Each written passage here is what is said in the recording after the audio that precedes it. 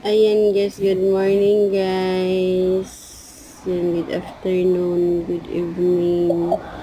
And so for today video guys ay nagpalit ako tsinelas sa may palengke guys. Ayan, sa 578 na groceryhan. Ayan, so tsinelas na naman binili ko naman dyan guys. Ay, kay mga nindot mga tsinelas dira guys. Na siya dira guys no.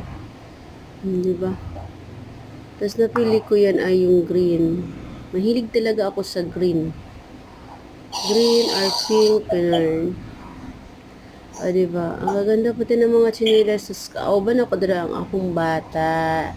Bata akong makulit. Mana dira. O, diba?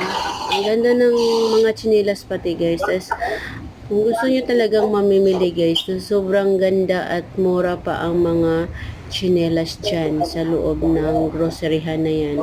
Yan, klase-klase yung mga paninda nila. May pang lalaki, may pang babae, may sapatos, mga school supplies. Yan dyan tanan guys.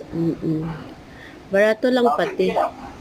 Abot kaya mo lang, meron din mga kitchens, utensils, ano daw? Basta yun na yun guys, o diba? Yan ako sa akong alaga guys na videohan niya ako guys kasi ako mag-flex.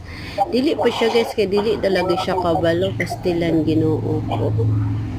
Ayan siya guys, o diba? May mga school shoes, may mga uniform din dyan guys.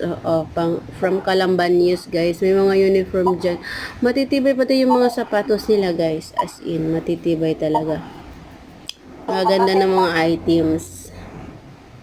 May mga pambata, mga school supplies, marami dyan guys. Ayan, so hanggang dito na lang yung video natin guys. Ayan, maraming salamat sa mga supportan niyo dyan. And thank you so much Team Georgina and everyone BOS. Thank you guys, I love you all. Thank you Daddy. Bye.